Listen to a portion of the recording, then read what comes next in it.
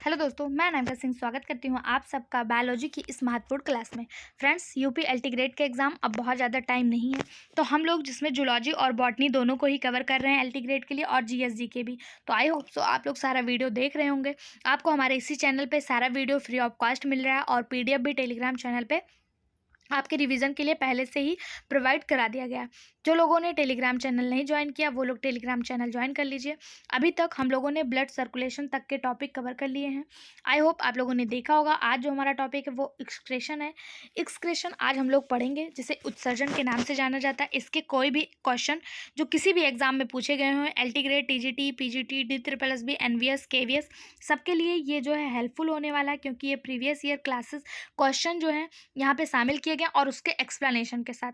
तो previous year question के explanation और प्रीवियस ईयर क्वेश्चन कभी कभी तो एग्जामिनर सेम टू सेम दे देता है, कभी कभी उसके एक्सप्लेनेशन से क्वेश्चन दे देता है।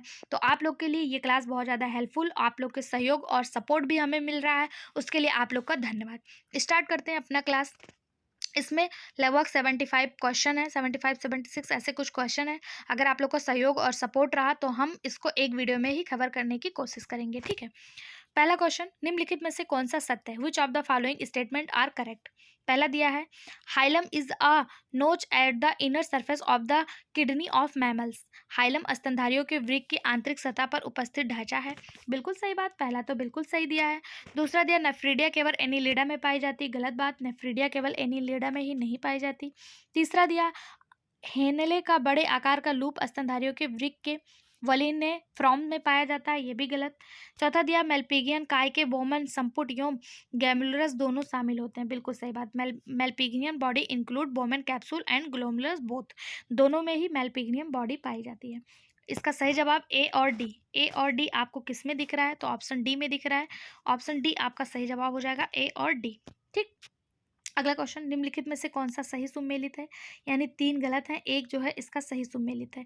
या फिर देखिए, इसको कूट के माध्यम से बताना है कि कौन सा सही सुमेलित है। पहला दिया है, यार क्या हो रहा है, पहला दिया है प्रॉक्सिमल कन्व्यूलेटेड ट्यूब्यूल यानी निकष्ट कुंद्री नलिका। ये क्या है? ये reabsorption of water and electrolytic. तो क्या ये सही है? तो बिल्कुल, ये बिल्कुल सही है, ऑप्शन ए बिल्कुल सही है। दूसरा दिया हेनले लूप। हेनले लूप क्या करता है? तो ये मेंटेन ऑफ हाई ऑस्मोलेटरी, बिल्कुल सही बात है, हेनले लूप ऑस्मोलेटरी मेंटेन करता है। तीसरा दिया है डिस्टेंट कॉन्वोल्यूटेड ट्यूब्यूल्स। ये क्या कार्य करता है? तो ये conditional reabsorption of sodium and water, बिल्कुल सही बात है। चौथा दिया कलेक्टिंग डक्ट यानी संग्राहक नलिका, ये मेंटेन ऑफ पीएच, बिल्कुल सही बात है। यानी 4 के चारों सही हैं, ए बी सी डी सब सही है। ऑप्शन डी इसका सही जवाब हो जाएगा। अगला क्वेश्चन, आ ब्रिक स्टोन इज, एक मतलब आ किडनी स्टोन इज, एक ब्रिक पत्थरी जो है वो क्या है?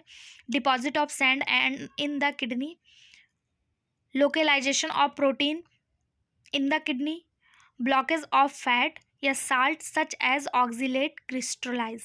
सही जवाब ऑप्शन डी। जो हमारे किडनी में स्टोन हो जाता है, पथरी हो जाती है, वो ऑक्जिलेट क्रिस्टलाइज जैसे लवण होते हैं। ऑप्शन डी इसका सही जवाब हो जाएगा, जिसे गुर्दे की पथरी के नाम से जाना जाता है। जब मूत्र में क्रिस्टल बनने वाले पदार्थ अधिक हो जाते हैं, क्रिस्टल बनने वाले पदार्थ जैसे ऑक्सलेट, कैल्शियम, यूरिक एसिड, तो ये क्रिस्टल एक कचड़े के रूप में एक ठोस रसायन बना लेते हैं, जिसे ब्रिक पथरी यानी ब्रिक किडनी के नाम से जाना जाता है। ये हमारा जो यूरिन पाथ होता है, मूत्र पथ होता है, वहाँ से गुजर जब हमारा यूरिन निकलता है तो बहुत ज़्यादा दर्द होता है, ठीक है। अगला क्वेश्चन, गुर्दे का पथरी किसका क्रिस्टल होता है? तो अभी हम लोगों ने देखा कैल्शियम ऑक्सलेट का, ऑप्शन सी इसका सही जवाब हो जाएगा। अगला question, renal portal system is absence in, renal portal system किसमें नहीं पाया जाता? एम्फीबियंस, रेप्टाइल, बर्ड्स या मैमल? सही जवाब ऑप्शन डी मैमल्स। मैमल्स में रीनल पोर्टल सिस्टम नहीं पाया जाता है। यह एक पोर्टल सिरापरक प्रणाली है जो हैगफिश और स्तनधारियों को छोड़कर सभी जीवित कशेरुकियों में पाया जाता है। अगला question, renal portal system is absent, renal portal system किसमें नहीं पाया जाता? सही जवाब ऑप्शन बी खरगोश। खरगोश में रीनल पोर्टल सिस्टम नहीं पाया जाता, मेढक, छिपकली और सरीसृप में पाया जाता है। एलटी ग्रेड में पूछा गया क्वेश्चन है।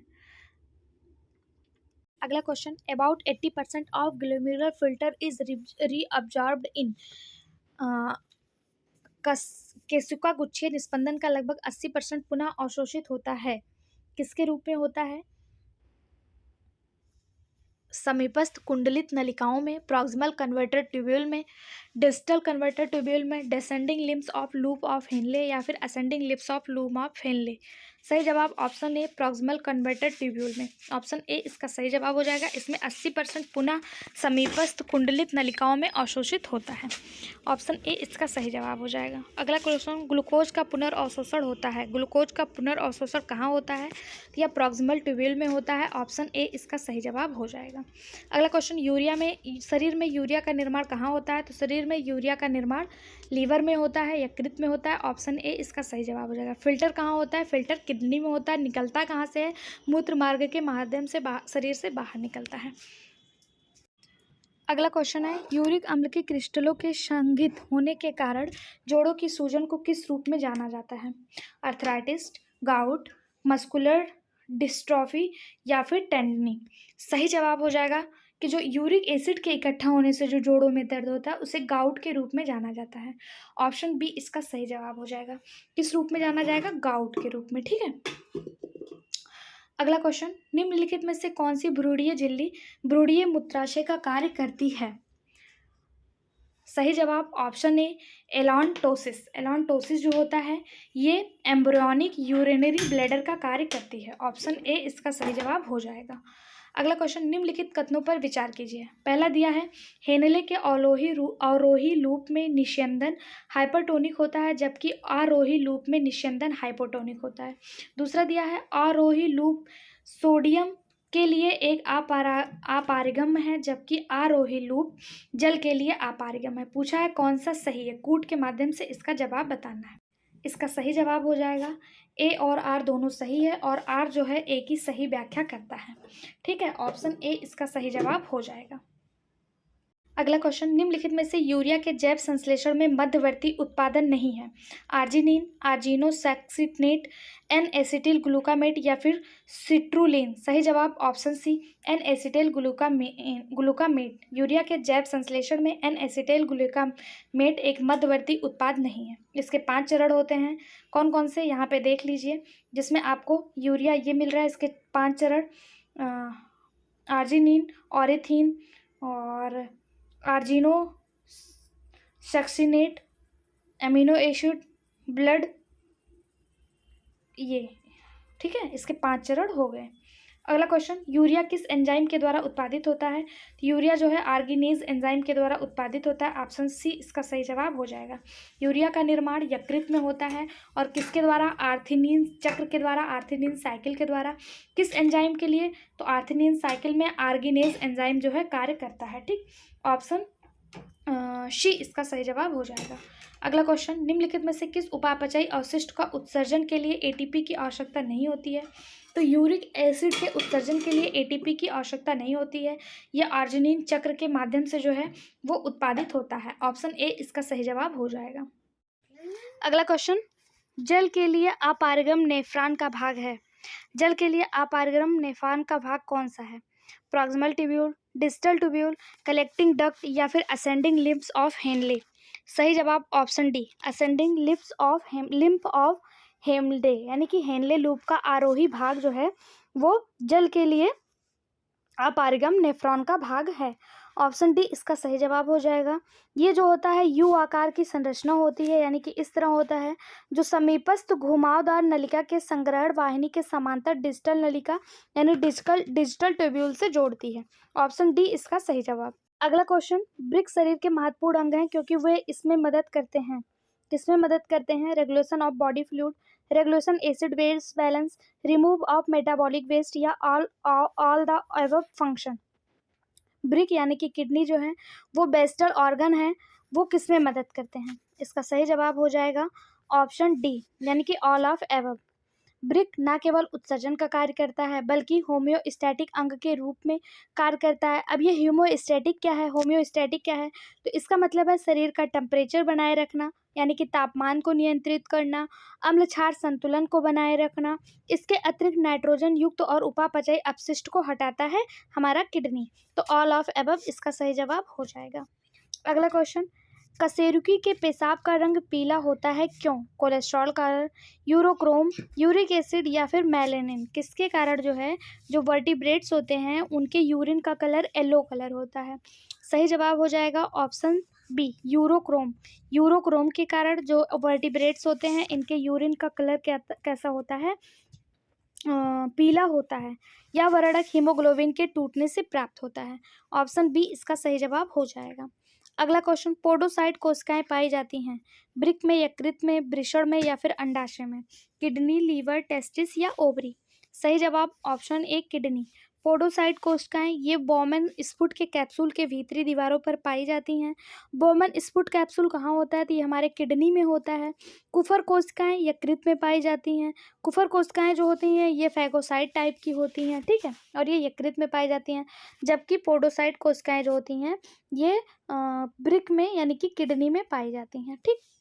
यहाँ पे आपको किडनी का एक चित्र दिखाया गया है, देखिए ये जो बोमेन्स कैप्सूल है ये इसी के में जो है ये इसके भीतरी दीवारों में पोडोसाइट सेल जो है वो पाई जाती है। यहाँ पे देखिए ये ठीक है। अगला क्वेश्चन, पोडोसाइट कोशिकाएं कहाँ पाई जाती हैं? तो अभी हम लोगों ने देखा वृक्क में, किडनी में पोडोसाइट कोशिकाएं जो हैं वो पाई जाती हैं। ऑप्शन ए इसका सही जवाब। अगला क्वेश्चन, पोडोसाइट कोशिकाएं क्या हैं?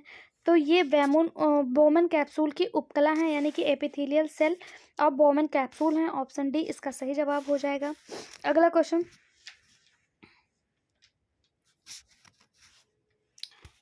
एक मिनट, एक क्वेश्चन छूट गया। हाँ, पोडोसाइट कहाँ पाए जाते हैं? एस्कॉन नाल तंत्र, साइकॉन नाल तंत्र, ल्यूकॉन कैनाल सिस्टम या नन ऑफ एबव? सही जवाब इनमें से कोई नहीं, क्योंकि पोडोसाइट सेल्स वृक्क के बोमेन कैप्सूल पे पाई जाती है या एक प्यालेनुमा संरचना होती है जो स्क्वामस एपिथेलियम स्तर पर होती है। तो इनमें से कोई नहीं, इसका सही जवाब हो जाएगा। अगला question, sodium ion are actively expelled from the Henle's loop is the kidney of mammals in the region ascending limbs of Henle loop, descending limbs of Henle loop, collecting duct या distal tubule? सही जवाब हो जाएगा इसका option A, ascending lymph of Henle loop. स्तनधारियों के वृक्क में Henley के लूप के आरोही भाग से सोडियम आयनों की सक्रिय रूप से निष्कासित कर दिया जाता है, जबकि 99% जल हेनले के रूप में पुनः अवशोषित हो जाता है। सोडियम आयन समीपस्थ घुमावदार नलिका में पुनः अवशोषित हो जाता है। ऑप्शन ए इसका सही जवाब हो जाएगा। अगला question, metanephric kidney are found in reptiles only, birds only, mammals only, reptiles, bird and mammal? Metanephric kidney वो किसमें पाया जाता है? सही जवाब option D, reptiles, bird and mammal, तीनों में ही मेटानेफ्रिक किडनी पाई जाती है। ऑप्शन डी इसका सही जवाब हो जाएगा। वो अगर बात करें मेढक की, तो मेढक का जो टैडपोल होता है उसमें प्रोनेफ्रॉन पाया जाता है, जबकि मेढक जब एडल्ट हो जाता है तो उसमें मेसोनेफ्रॉन वृक्क पाया जाता है। बाकी सरीसृप, पक्षी और स्तनधारी में मेटानेफ्रिक किडनी पाई जाती है। अगला क्वेश्चन, किसके वयस्क में मेटानेफ्रिक किडनी पाई जाती है? किसके वयस्क में? तो अभी हम लोगों ने देखा था पक्षी, सरीसृप और स्तनधारी। तो मेढक में तो होगा नहीं, मछली में तो होगा नहीं, और साइक्लोस्टोम में तो होगा नहीं। सही जवाब ऑप्शन बी, पक्षी के वयस्क में मेटानेफ्रिक किडनी पाई जाती है। अगला क्वेश्चन, क्लोएका पाया जाता है मेढक में, छिपकली में, एकार्डिना में या उपयुक्त सभी में? क्लोएका ये मेढक, छिपकली और एकेडिना सब में पाया जाता है, लेकिन किडनी अनुपस्थित होती है, ठीक है। क्लोएका क्या है? तो ये उत्सर्जन और प्रजनन दोनों कार्य करता है, जहाँ पर मेढक एक उभयचर सरीसृप, छिपकली एक सरीसृप और एकेडिना एक स्तनधारी जीव है। तीनों में ही क्लोएका प्रेजेंट होता है और इसका कार्य क्या होता है? ये उत्सर्जन और प्रजनन का कार्य करता है। जिनमें क्लोएका प्रेजेंट होता है उसमें जो है किडनी मौजूद नहीं होती है। अगला क्वेश्चन, हेनले के लूप में तरल पदार्थ सबसे अधिक सांद्रित होता है? आरोही भाग में, अवरोही भाग में, हेयर पिन बेड में या फिर आरोही भाग और डिस्टल नलिका के बीच में? सही जवाब option C, hair pin bend में। हेयर पिन बेड में स्तनधारी और पक्षियों के हेनले का लूप लंबा होता है, जो हाइपर ऑस्मोटिक मूत्र का स्रावण करते हैं। हेनले के रूप में तरल पदार्थ हेयर पिन बेड में सबसे अधिक सांद्रित होता है। ऑप्शन सी इसका सही जवाब। अगला क्वेश्चन, मानव शरीर का वह अंग जहां यूरिया संश्लेषित होता है? सही जवाब ऑप्शन बी, यकृत। इसको इंपॉर्टेंट मार्क करिएगा, लीवर में यूरिया संश्लेषित होता है, ठीक है। प्रोटीन अपशिष्ट अमोनिया का यूरिया में परिवर्तन लीवर में होता है, जिसे आर्निथिर चक्र या यूरिया चक्र भी कहते हैं। यानी कि अगर पूछा जाए अमोनिया का यूरिया में परिवर्तन किस चक्र के द्वारा होता है, तो आर्निथिन चक्र या फिर यूरिया चक्र के द्वारा होता है। यकृत कोशिकाओं में अनावश्यक अमीनो अम्लों को ऑक्सीजन की उपस्थिति में तोड़ा जाता है। यह क्रिया ऑक्सीडेटिव डीएमिनेशन कहलाती है। इसमें अमोनिया बनती है। ठीक है, ऑप्शन बी इसका सही जवाब हो जाएगा। अगला क्वेश्चन, प्रोटीन वेस्ट अमोनिया का यूरिया में परिवर्तन कहाँ होता है? तो अभी हम लोगों ने देखा कहाँ होता है, लीवर में होता है। ऑप्शन सी इसका सही जवाब। अगला क्वेश्चन, यकृत में यूरिया का संश्लेषण किसके कारण होता है? तो ऑर्निथिन साइकिल या फिर यूरिया साइकिल द्वारा होता है। ऑप्शन ए इसका सही जवाब। अगला क्वेश्चन, अभिक्रियाओं की एक श्रृंखला जिसके परिणाम स्वरूप यूरिया का उत्पादन होता है। तो हम सब ने अभी देखा ऑर्निथिन साइकिल या फिर यूरिया साइकिल। ऑप्शन सी इसका सही जवाब। अगला क्वेश्चन, यूरिया का उत्पादन किसका परिणाम है? वही क्वेश्चन कितने एग्जाम में कितनी तरह से पूछा गया है। ठीक है, ऑप्शन सी सही जवाब, ऑर्निथिन चक्र। यूरिया का निर्माण कहाँ होता है? यकृत में। ऑप्शन बी सही जवाब। हेनले के लूप का आरोही अंग किसके लिए पारगम्य है? ग्लूकोज, अमोनिया, पोटेशियम या जल। सही जवाब ऑप्शन सी पोटेशियम। हेनले के लूप का आरोही अंग पोटेशियम के लिए पारगम है। पारगम मतलब एक जगह, मतलब आर पार कोई चीज़ें जा सकती हैं, परमेबल है। ठीक है, ऑप्शन सी इसका सही जवाब हो जाएगा। निम्नलिखित में से किसमें नाइट्रोजन की अधिकतम मात्रा होती है? अमोनिया, ग्वानिन, यूरिया या फिर यूरिक एसिड। सही जवाब ऑप्शन सी यूरिया। यूरिया में नाइट्रोजन की अधिकतम मात्रा होती है। कितनी होती है? तो 46% होती है। ठीक है, यूरिया का फार्मूला क्या होता है? यूरिया का फार्मूला NH2CO NH2 होता है। ये यूरिया का फार्मूला होता है। इसमें नाइट्रोजन की मात्रा अधिक होती है। कितनी होती है? 46% होती है। स्तनधारियों में यानी मैमल्स में ऑर्निथिन चक्र के माध्यम से यकृत में यूरिया का निर्माण होता है। अगला क्वेश्चन, एंजाइम कार्बोनिक एनहाइड्रेज कहाँ पाया जाता है? Enzyme carbonic anhydrase lymphocyte, erythrocyte, blood plasma या फिर ल्यूकोसाइट। सही जवाब ऑप्शन बी एरिथ्रोसाइट, जिसे आरबीसी के नाम से जाना जाता है। यहीं पर एंजाइम कार्बोनिक एनहाइड्रेज की सांद्रता होती है। ऑप्शन बी इसका सही जवाब हो जाएगा। अगर पूछा जाए कि कम किस में होता है, अगर आरबीसी में ज़्यादा होती है इसकी, तो कम किस में होता है? तो कम जो होता है ये होता है ब्लड प्लाज्मा में। ठीक है, ब्लड प्लाज्मा में कम होता है और एरिथ्रोसाइट में ज़्यादा होता है सांद्रता। अगला क्वेश्चन, यदि किसी व्यक्ति ने अधिक मात्रा में मांस का सेवन किया तो उसका मूत्र अधिक मात्रा में निकलेगा। क्रिएटिन, यूरिया, सोडियम क्लोराइड या अमीनो एसिड। इसका सही जवाब हो जाएगा ऑप्शन बी यूरिया। अगर किसी ने बहुत ज़्यादा मांस खाया है तो उसके मूत्र के द्वारा अधिक मात्रा में यूरिया बाहर निकलता है। क्यों? क्योंकि मांस जो है ये प्रोटीन का अच्छा स्रोत होता है। ऑप्शन बी इसका सही जवाब हो जाएगा। अगला क्वेश्चन, रक्त में प्रोटीन चयापचय के टूटने वाले उत्पादों के संचयन को क्या कहा जाता है? एनूरिया, ऑलिगूरिया, यूमेरिया या फिर रीनल ट्यूब्यूलर एडिशोसिस। सही जवाब option D renal tubular acidosis. रुधिर में प्रोटीन उपापचय के दौरान वज्र यानी कि जो खराब पदार्थ है या टूटने वाले उत्पादों के संचय को रीनल ट्यूब्यूलर अम्लता यानी रीनल ट्यूब्यूलर एसिडोसिस कहते हैं। ऑप्शन डी इसका सही जवाब हो जाएगा। कभी कभी इसे यूरिनेसिस भी कहा जाता है। इसमें मूत्र का उत्सर्जन नहीं होता है। ठीक है, अगला क्वेश्चन, ब्रश बॉर्डर स्थित है। ब्रश बॉर्डर कहाँ स्थित होता है? ऑप्शन है Bowman's convoluted tubule, proximal convoluted tubule, distal convoluted tubule या लूप्स ऑफ हेनले। सही जवाब option B proximal convoluted tubule में ब्रश बॉर्डर जो है वो देखने को मिलता है। ऑप्शन डी इसका सही जवाब हो जाएगा। एपिथेलियल के किनारों की कोशिकाओं की स्वतंत्र सतह पर ब्रश बॉर्डर युक्त संरचना पाई जाती है। ये संरचना इसके पृष्ठीय क्षेत्रफल को बढ़ा देते हैं और रीअब्जॉर्प्शन में सहायक होते हैं। इसे आप ऐसे समझ सकते हैं, जब हम लोग ब्रश करते हैं टूथब्रश, तो उसका जो ये वाला पार्ट होता है वो प्रॉक्सिमल कन्वर्टेड ट्यूब्यूल है और जो उस पर ऐसे रेसे रेसे निकले होते हैं वो ब्रश बॉर्डर है। ठीक है, वो क्या करता है, वो जब हम लोग कभी हाथ से वही पेस्ट लेके हाथ से करिए तो आप देखेंगे उतना झाग नहीं निकलेगा। जब हम ब्रश से करते हैं तो बहुत ज़्यादा झाग निकलता है। क्यों? क्योंकि उसका पृष्ठीय क्षेत्रफल बढ़ जाता है। ठीक है, तो ब्रश बॉर्डर वही कार्य करता है हमारे बॉडी में भी। अगला क्वेश्चन, निम्नलिखित में से कौन सा एक यूरियोटेलिक है? सार्क, टेलोस्ट, प्रोटोजोअन्स या फिर एनिलिडा। सही जवाब हो जाएगा इसका ऑप्शन डी एनिलिडा। यूरियोटेलिक है। यूरियोटेलिक क्या होता है कि इसके उत्सर्जन में यूरिया जो है उत्सर्जन करते हैं। तो इसमें एनिलिडा और जो एडल्ट एम्फीबियंस हैं और मैमल्स, ये सभी यूरियोटेलिक होते हैं जो यूरिया का उत्सर्जन करते हैं। अमोनोटेलिक क्या होते हैं? तो अमोनोटेलिक के अंतर्गत मछली वगैरह आते हैं, जो जलीय जीव होते हैं वो अमोनोटेलिक के अंतर्गत आते हैं। प्रोटोजोआ भी अमीनोटेलिक है। क्रस्टेशियंस, मछलियाँ, प्रोटोजोआ, ये सब अमीबोटेलिक है। एक होता है यूरिकोटेलिक। यूरिकोटेलिक क्या होता है? तो जो यूरिक अम्ल का उत्सर्जन करते हैं, जैसे छिपकली हो गया, यानी कि सरीसृप जो हो गए, और पक्षी जो हो गए, ये सब यूरिकोटेलिक होते हैं। ठीक, तो इसमें पूछा यूरियोटेलिक और यूरिकोटेलिक दो अलग अलग चीज़ है।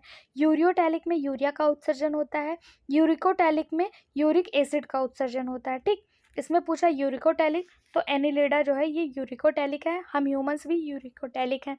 इसके साथ साथ एडल्ट एम्फीबियंस जो होते हैं वो भी यूरिकोटेलिक होते हैं। ओके, अगला क्वेश्चन, मरुस्थल में पाए जाने वाले सर्प मुख्यतः होते हैं, मरुस्थल में जो पाए जाते हैं वो कैसे होंगे?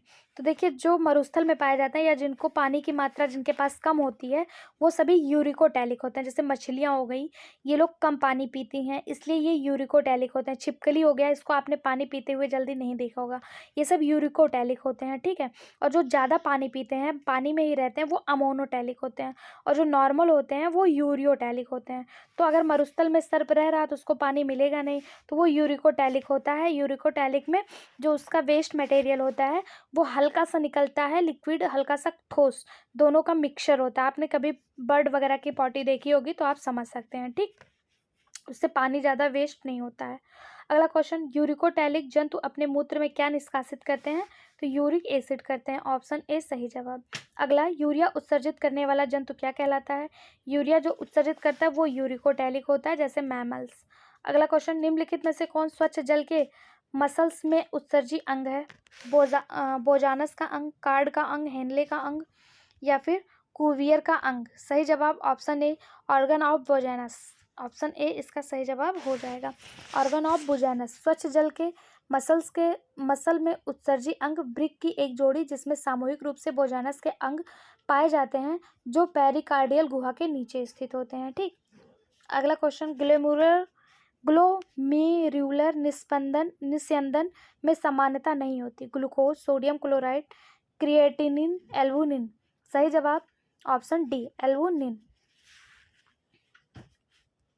ग्लोमेरुलर निस्यंदन में समानता एल्बुमिन जो है वो नहीं होता है। ग्लोमेरुलर निस्यंदन यानी ग्लोमेरुलर फिल्ट्रेशन में होता क्या है? तो इसमें अमीनो अम्ल होता है, यूरिया होता है, ग्लूकोज होता है, यूरिक एसिड होता है, ठीक है, पानी होता है, लेकिन इसमें एल्बुमिन नहीं होता है। अगला क्वेश्चन, जल तथा सोडियम का अवशोषण एक साथ होता है, कहाँ? बॉयमन्स कैप्सूल में, PCT, DCT, ascending lips of Henle loops? कहाँ पे जल और सोडियम का एक साथ अवशोषण होता है? सही जवाब option C, TCT. Aldosterone hormones की उपस्थिति में सोडियम सक्रिय रूप से पुनः अवशोषित हो जाता है और यहीं पे जल और सोडियम का एक साथ जो है अवशोषण होता है। अगला, डीसीटी का full form digital converter tubule. अगला क्वेश्चन, सोडियम और पोटेशियम विनिमय पंप किसके द्वारा होता है? विस्तरण यानी कि डिफ्यूजन, डिप्लासोमोसिस, ऑस्मोसिस, एक्टिव ट्रांसपोर्ट किसके कारण होता है? तो सही जवाब option D, active transport. Sodium और पोटेशियम विनिमय पंप मुख्यतः किडनी के कुंडलित नलिकाओं में होता है। यह क्रिया सक्रिय परिवहन का रूप है क्योंकि इसमें अवशोषण व गमन के लिए ऊर्जा की आवश्यकता होती है। ठीक, ऑप्शन डी इसका सही जवाब हो जाएगा। अगला क्वेश्चन, मनुष्य के मूत्रवाही नलिकाओं की संख्या कितनी होती है? यानी कि पूछा है यूरिनरी ट्यूब्यूल्स कितने होते हैं? 1 million, 2.4 million, 5.4 million, none of above? सही जवाब ऑप्शन ए, 1 मिलियन। मनुष्य में मूत्रवाही नलिकाओं की संख्या लगभग 1 मिलियन से लेके 1.5 मिलियन तक होती है, तो ऑप्शन ए इसका सही जवाब हो जाएगा। अगला क्वेश्चन, पक्षियों और सरीसृप वर्गों के जंतुओं में मुख्यतः उत्सर्जी पदार्थ क्या है? तो पक्षी और सरीसृप जो होते हैं ये कैसे होते हैं? ये यूरिकोटेलिक होते हैं और इनका उत्सर्जी पदार्थ यूरिक एसिड होता है, ऑप्शन बी इसका सही जवाब हो जाएगा। अमोनोटेलिक में उत्सर्जी पदार्थ अमोनिया होता है और यूरियोटेलिक में उत्सर्जी पदार्थ यूरिया होता है। ठीक है, अगला क्वेश्चन, ज्वाला कोशिकाएं यानी फ्लेम सेल्स होती हैं कहाँ पे? तो स्क्रेटरी होती हैं। फ्लेम सेल्स स्क्रेटरी होती हैं, उत्सर्जन का कार्य करती हैं। ये प्लेटीहेल्मिन्थेस के उत्सर्जी अंग हैं। ठीक है, बहुत सारे एनिमल के उत्सर्जी अंग या फाइलम के उत्सर्जी अंग पूछे जाते हैं। एक बार हम लोग देख लेते हैं, इस चार्ट को आप इम्पॉर्टेंट मार्क करिएगा। ठीक है, फ्लेम सेल्स किस में होता है? प्लेटीहेल्मिन्थेस में। रिनेट सेल एस्केलेहेल्मिन्थेस में। नेफ्रिडिया किस में होता है? एनिलिडा में। कैबर्स ऑर्गन मोलस्का के यूनियो में। बेल्पिगियन ट्यूब्यूल आर्थ्रोपोडा में। Cockles gland, coxal gland crustacean में, कॉक्सल ग्लैंड यहाँ पे होगा। क्लोरोगोगन सेल केचुआ में। ठीक है, इसको इंपॉर्टेंट मार्क करिएगा और इसको एक बार एक नज़र देख लीजिएगा। अगला क्वेश्चन है, flame cell are related with. तो फ्लेम सेल किससे संबंधित है? उत्सर्जन से। किसकी उत्सर्जी तंत्र है ये फ्लेम सेल? तो ये प्लेटीहेल्मिन्थेस का है। ठीक है, ऑप्शन ए इसका सही जवाब हो जाएगा। अगला क्वेश्चन, मनुष्य के वृक्क में निस्यंदन दाब होता है। मनुष्य के वृक्क में जो निस्यंदन दाब होता है वो 15 mmHg होता है। ऑप्शन ए इसका सही जवाब हो जाएगा। ठीक है, अगला क्वेश्चन, परानिस्यंदन होता है रुधिर कोशिकाओं में, बोमन्स कैप्सूल में, टिश्यू फ्लूइड में या हेनल्स लूप में। परानिस्यंदन जो होता है वो किस में होता है? सही जवाब हो जाएगा ऑप्शन बी, बोमन्स कैप्सूल में। ऑप्शन बी इसका सही जवाब हो जाएगा। परानिस्यंदन बोमन्स कैप्सूल में पाई जाने वाली कोशिका गुच्छ यानी ग्लोमेरुलस में संपन्न होता है। ऑप्शन बी इसका सही जवाब हो जाएगा। अगला क्वेश्चन, यूरिक अम्ल उत्सर्जित किया जाता है। यूरिक अम्ल किसके द्वारा? तो यूरिक अम्ल पक्षियों के द्वारा। तो पक्षी के रूप में यहाँ पे कबूतर दिख रहा है, यहाँ पे कोई सरीसृप नहीं है। पक्षी और सरीसृप के द्वारा यूरिक अम्ल उत्सर्जित किया जाता है। तो ऑप्शन ए इसका सही जवाब हो जाएगा। अगला question, osmotic pressure of blood is mainly due to. Oxygen के कारण, कार्बन डाइऑक्साइड के कारण, यूरिया के कारण या वेरियस प्रोटीन के कारण। का सही जवाब हो जाएगा ऑप्शन डी, वेरियस प्रोटीन के कारण। ऑप्शन डी इसका सही जवाब हो जाएगा। अगला क्वेश्चन, वृक्क की कार्यात्मक इकाई है, फंक्शनल यूनिट ऑफ किडनी। सही जवाब ऑप्शन बी, नेफ्रॉन। ये इसको इंपॉर्टेंट मार्क करिएगा, पीजीटी बायोलॉजी 2010 में पूछा है कि किडनी की फंक्शनल यूनिट क्या है, तो उसे नेफ्रॉन कहते हैं। ऑप्शन बी इसका सही जवाब हो जाएगा। अगला क्वेश्चन, यूरिया की सबसे कम मात्रा किसमें होती है? तो यूरिया की सबसे कम मात्रा pulmonary veins, renal artery, hepatic portal veins या फिर रीनल वेंस। सही जवाब ऑप्शन डी, रीनल्स वेन में होती है और यूरिया की सबसे कम मात्रा। ऑप्शन डी इसका सही जवाब हो जाएगा। अगला क्वेश्चन, यूरिक अम्ल का एक मुख्य नाइट्रोजन अपशिष्ट होता है इंसेक्ट्स में यानी कीटों में, बर्ड्स में, बोथ इंसेक्ट्स एंड कीट में या फिर एम्फीबियंस में। यूरिक एसिड पूछा है ना, यूरिक एसिड किसका होता है? तो आप लोग बताइए यूरिक एसिड किसका होता है? सही जवाब इसका जो हो जाएगा वो ऑप्शन सी हो जाएगा कि इंसेक्ट्स और बर्ड दोनों में होता है। ठीक, ऑप्शन सी इसका सही जवाब हो जाएगा। अगला क्वेश्चन, एक स्वस्थ मनुष्य प्रतिदिन कितने यूरिया का उत्सर्जन करता है? तो एक स्वस्थ मनुष्य जो होता है ये प्रतिदिन 40 ग्राम यूरिया का उत्सर्जन करता है। ऑप्शन सी इसका सही जवाब हो जाएगा। एक स्वस्थ मनुष्य जो होता है ये एक दिन में 1.5 लीटर जो है यूरिया मतलब मूत्र जो है वो निकालता है, यूरिन निकालता है। और यूरिन का अगर कभी पीएच पूछ ले आपसे तो यूरिन का पीएच 4.8 से लेके 8.4 तक होता है। ठीक है, और ये कितना, एक स्वस्थ मनुष्य एक दिन में कितना यूरिन निकालता है, कितना यूरिन उत्सर्जित करता है? तो 1.5 लीटर। और उसमें कितना यूरिया निकालता है? तो यूरिया जो निकालता है वो 40 ग्राम। कितना? 40 ग्राम। कभी कभी यह मात्रा 25 से 30 ग्राम होता है, लेकिन यहाँ पे ऑप्शन के अनुसार आप 40 ग्राम मार्क कर दीजिएगा। ठीक है, अगला क्वेश्चन, कशेरुकी के निम्न में से किस अंग में मेसेजियल कोशिकाएं पाई जाती हैं? मस्तिष्क, किडनी, ओवरी या फिर टेस्टिस। सही जवाब ऑप्शन डी, किडनी। कशेरुकी यानी वर्टिब्रेट्स के वृक्क में मैसेंजियल सेल जो हैं वो पाई जाती हैं। मैसेंजियल कोशिकाएं वृक्क में विशेष कोशिकाएं होती हैं जो ग्लोमेरुलस के मैसेंजियल का निर्माण करती हैं। मैसेंजियल मैट्रिक्स के साथ वृक्क कोशिकाओं के समोहनी स्तंभ का निर्माण करते हैं। मैसेंजियल सेल की संख्या ग्लोमेरुलस में कुल कोशिकाओं का लगभग 30 से 40% होता है। अगला क्वेश्चन, मेथिलेमाइन ऑक्साइड यानी TMO किसके द्वारा उत्सर्जित किया जाता है? मराइन फिशेस, स्पाइडर्स, बटरफ्लाई या फिर मराइन बर्ड्स। इसका सही जवाब हो जाएगा ऑप्शन ए, मराइन फिशेस यानी समुद्री मछलियों के द्वारा ट्राईमेथिलेमाइन ऑक्साइड TMO जो है वो उत्सर्जित किया जाता है। मकड़ियों के द्वारा यानी स्पाइडर के द्वारा क्या उत्सर्जित किया जाता है? तो इनके द्वारा गुआनीन उत्सर्जित किया जाता है। क्या? गुआनीन। ठीक है, और तितली के द्वारा, तो तितली एक प्रकार का इंसेक्ट्स है तो इंसेक्ट्स क्या उत्सर्जित करते हैं? Uric acid, uric acid. ठीक है, इसका सही जवाब ऑप्शन ए। समुद्री पक्षी जो होता है, बर्ड्स जो होते हैं वो क्या यूज करते हैं, क्या उत्सर्जित करते हैं? तो वो भी यूरिक एसिड यूज करते हैं। अगला क्वेश्चन, मानव में कैप्सूल मूत्र जो समीपस्थ कुंडलित नलिकाओं में प्रवेश करता है, यानी कि प्रॉक्सिमल कन्वोलेटेड ट्यूब्यूल में प्रवेश करता है, कौन सा होता है? Isotonic to blood, hypotonic to blood, hypertonic to blood या आइसोटोनिक टू सी वाटर? सही जवाब इसका option A, isotonic to blood. रक्त के लिए आइसोटोनिक होता है। ठीक है, जब कैप्सूल मूत्र समीपस्थ कुंडलित नलिकाओं में प्रवेश करता है तो वह मूत्र आइसोटोनिक होता है, जिसमें सोडियम सक्रिय परिवहन के माध्यम से पुनः अवशोषित हो जाता है, और जब मूत्र हेनले के लूप में पहुंचता है तो यह हाइपोटोनिक हो जाता है। ठीक, ऑप्शन ए इसका सही जवाब हो जाएगा। अगर हेनले के लूप में पहुंचे तो हाइपोटोनिक, और समीपस्थ कुंडलित नलिका में प्रवेश करे तो आइसोटोनिक। अगला क्वेश्चन, समान मूत्र में ग्लूकोज का प्रतिशत कितना होता है? तो 0.1%। ऑप्शन ए इसका सही जवाब हो जाएगा। मूत्र में लगभग 95-96% पानी होता है। मूत्र में मौजूद सबसे महत्वपूर्ण नाइट्रोजन युक्त कार्बनिक पदार्थ यूरिया, यूरिक एसिड या क्रिएटिनिन होता है। ठीक है, अगला क्वेश्चन, मकड़ी का उत्सर्जन क्या होता है? तो मकड़ी क्या करता है? गुआनिन उत्सर्जित करता है। अभी हमने देखा था, एल्टीग्रेड बायोलॉजी 2015 में पूछा गया क्वेश्चन है कि मकड़ी क्या उत्सर्जित करता है। तो मकड़ी जो उत्सर्जित करता है गुआनिन होता है, या जल में आघुलनशील होता है। अगला, मानव शरीर में लवण मुख्यतः मुक्त होता है यकृत द्वारा, किडनी द्वारा, त्वचा द्वारा या रक्त द्वारा? सही जवाब ऑप्शन डी, किडनी द्वारा। मानव शरीर में लवण मुख्यतः किडनी द्वारा जो है वो मुक्त होता है। ऑप्शन बी इसका सही जवाब हो जाएगा। मानव शरीर में लवण मुख्यतः किडनी द्वारा मुक्त होता है। किडनी की अगर कार्यात्मक इकाई पूछ ले तो वो नेफ्रॉन होता है। मानव रुधिर से सभी उत्सर्जित पदार्थों को हटाना और आवश्यक पोषक तत्वों को रुधिर में बनाए रखने का कार्य वृक्कों के नेफ्रॉन द्वारा किया जाता है। यहाँ पर रुधिर क्षमता है तथा अपशिष्ट पदार्थ मूत्र के रूप में बाहर निकल जाता है। अगला क्वेश्चन, वृक्क की नलिकाओं की उत्पत्ति हुई एंडोडर्मल, एक्टोडर्मल, मेसोडर्मल, एंडोडर्मल या नन ऑफ एबव? सही जवाब ऑप्शन बी, मेसोडर्मल। जो वृक्क के ट्यूब्यूल्स हैं वो मेसोडर्मल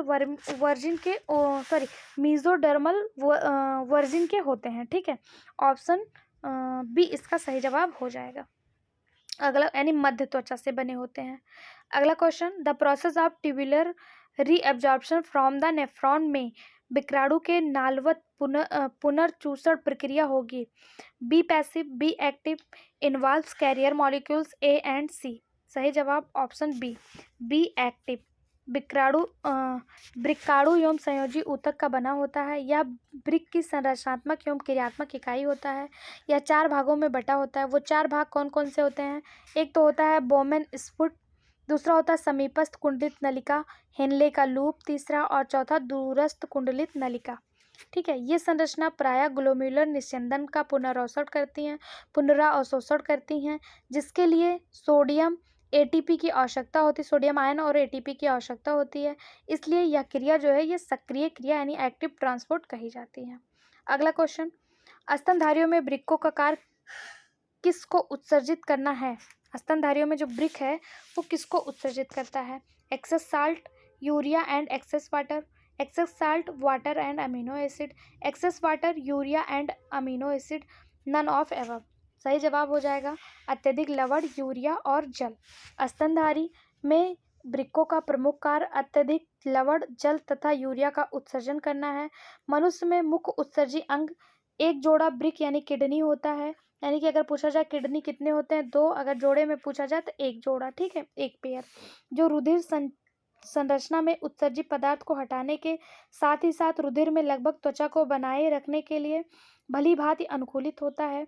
नेफ्रॉन वृक्क की कार्यात्मक इकाई है। नेफ्रॉन ही रुधिर के रासायनिक संगठन का वास्तविक नियंत्रण करता है।